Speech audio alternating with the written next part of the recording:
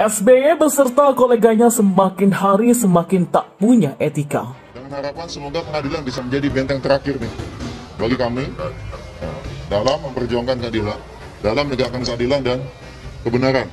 Di sini kami mencari keadilan. Ya, kenapa? Kalau bisa disampaikan tadi, ini juga melanggar. Kalau selama ini selalu didengung-dengungkan terkait dengan undang-undang parpol. Karena sangat jelas mereka melanggar undang-undang parpol. Salah satunya adalah pasal 26. Pasal 1 konstitusi itu menjelaskan kita bukan sekedar negara hukum. Kita ini negara hukum yang demokratis. Artinya apa? Berbasis pada kepentingan rakyat. Kalau segelintir orang yang sudah dipecat sebagian besarnya bisa melakukan tindakan seperti ini yang diserang sebenarnya negara, kekuasaan, dan pemerintahan yang sah. Bukan sekedar Partai Demokrat. Lengkap sudah penderitaan keluarga Cikeas kali ini setelah AHY dikudeta oleh kadernya sendiri. Kini bergulit isu yang tak kalah menakutkan.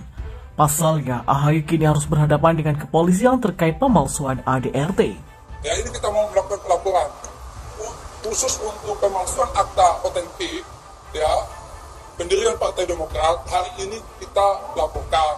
Jadi di tahun 2020, ya, Saudara AHY diduga kuat melakukan perubahan di luar forum Kongres. Dari upaya saling melaporkan dua kubu Partai Demokrat yang terbelah ekstrim ini, pertama jelas ini bagian dari tawuran opini supaya mereka mendapatkan dukungan publik, mendapatkan simpati publik bahwa hanya pihak mereka lah yang paling sah secara politik sebagai Partai Demokrat.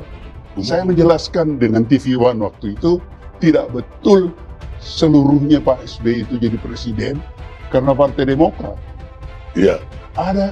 Ada faktor-faktor lain waktu itu yang memungkinkan Pak SBY menjadi presiden. Okay?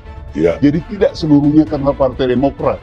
Iya. Formalnya adalah Partai Demokrat, legalnya ada dicerca oleh Taufik Kimas Iya. Dibilang. Disebut apa namanya? Cengeng atau apa? Iya. Kadang-kadang atau apalah. Sehingga orang mengatakan bahwa Pak SBY itu atau pengikut Pak SBY mendramatisir tingkah laku politiknya Taufik Kimas untuk popularitas beliau. Nah, jadi sekarang ini muncul lagi tuduhan itu.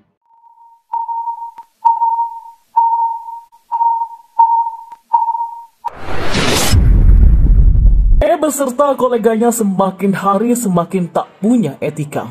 Kisruh Demokrat yang terjadi dijadikan bahan bagi mereka untuk menyerang Jokowi habis-habisan.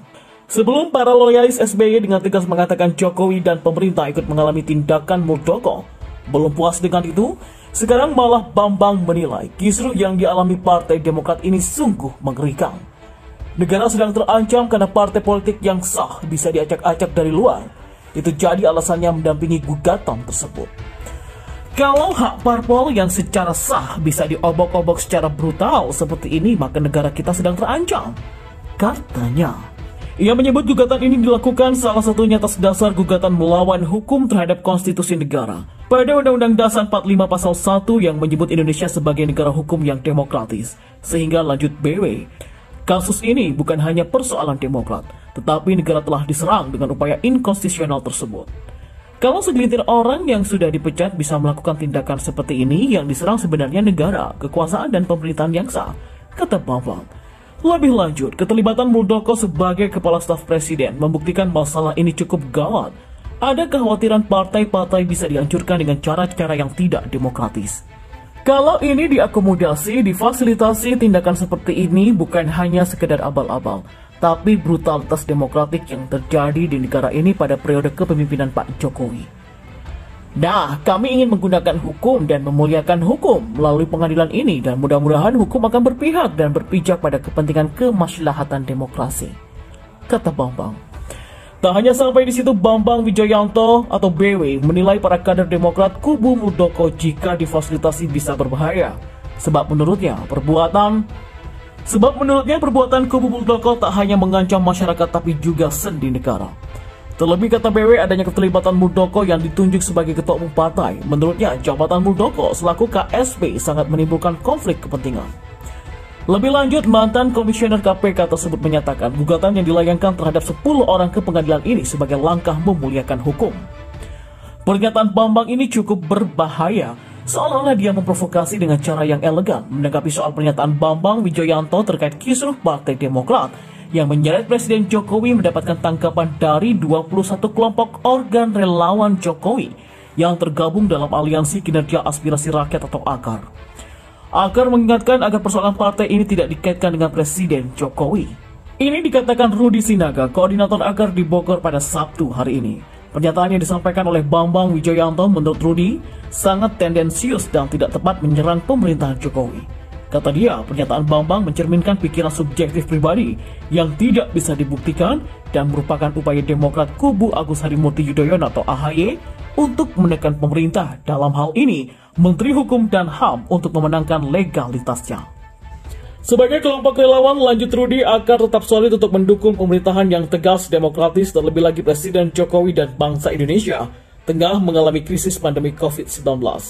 Sebelumnya, kuasa hukum DPP Partai Demokrat Bambang Wijoyanto menjelaskan praktik kudeta ilegal terhadap kepemimpinan Agus Harimurti Yudhoyono di Partai Demokrat merupakan praktik yang brutal di alam demokrasi. Dia lalu mengungkapkan alasan menerima permintaan Partai Demokrat untuk menjadi kuasa hukum. Dia mengatakan sebagai masyarakat biasa, kasus KLB ilegal merupakan salah satu masalah fundamental. Hak partai politik yang diakui negara dirusak dengan mudah oleh oknum-oknum tertentu. Menanggapi soal tudingan pengacara SBY ini, Ketua Bidang Advokasi dan Hukum DPP Partai Demokrat versi KLB Rasman Arif Nasution mengatakan bahwa pelaksanaan KLB tidak ada hubungannya dengan pemerintah pusat. Rasman mengatakan bahwa pelaksanaan KLB tidak ada hubungannya dengan Jokowi dan Menkumham Yasona Lauli. Menurutnya, BW harus mampu menahan diri dalam mengeluarkan pernyataannya. Sebelumnya, BW menilai ada brutalitas demokrasi apabila KLB diakomodasi oleh pemerintah. Sementara itu, tenaga ahli utama kantor staf Presiden Ali Mokhtar Ngabalin menyebutkan pernyataan tim kuasa hukum Demokrat Bambang Wijoyanto lucu dan menggelikan. Ngabalin memberikan kritik keras terkait pernyataan Bambang Wijoyanto yang menilai pengambil alihan paksa Partai Demokrat yang melibatkan oknum pemerintah adalah ancaman demokrasi. Ngabalin menjelaskan, pemerintah akan bekerja secara profesional termasuk dalam masalah ini.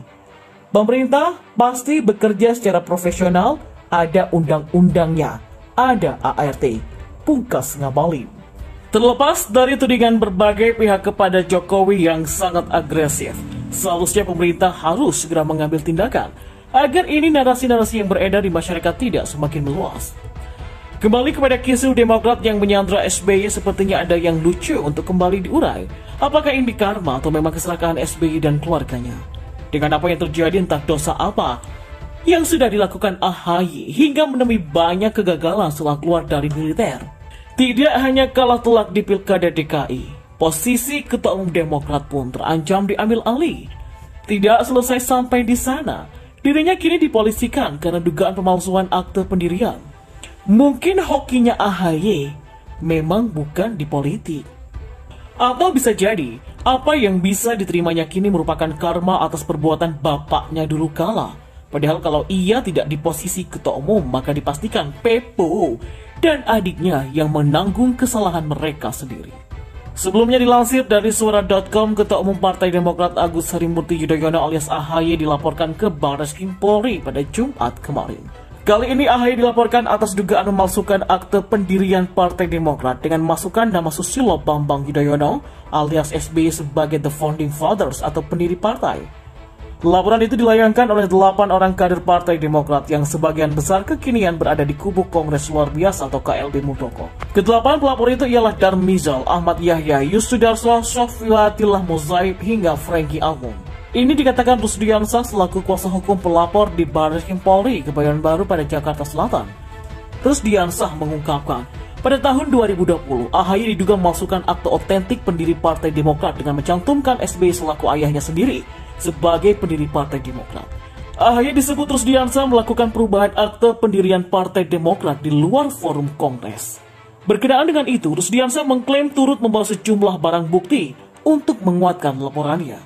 Beberapa barang bukti yang dibawa diantaranya akte otentik pendiri Partai Demokrat tahun 2001, ADART Partai Demokrat tahun 2020, dan surat keputusan atau SK Kementerian Hukum dan HAM tahun 2020. Ternyata, tak hanya kubu AHY yang terlihat garang, kubu Muldoko pun tak kalah sangar. Kalau kubu AHY ada santet ancaman baku hantam hingga cap darah, maka kubu Pak Mul diam-diam langsung mempolisikan AHY.